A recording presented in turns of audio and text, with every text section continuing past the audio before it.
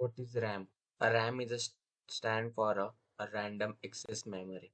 And but that it does the means your RAMs in short term memory where the data is stored as a proceed to need it. And this is isn't to be the infuse that a long term data and that is stored in your hard drives, such as a state there are evenly when your computer is turned off. Means in RAM. RAM is what? RAM is a temporary stored data and random access memory.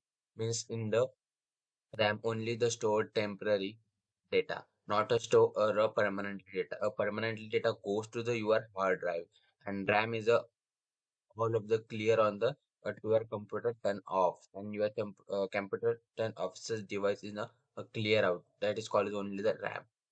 Simple meaning of the a temporary data store to use of a system, PC, laptop, and your computer is used to the RAM.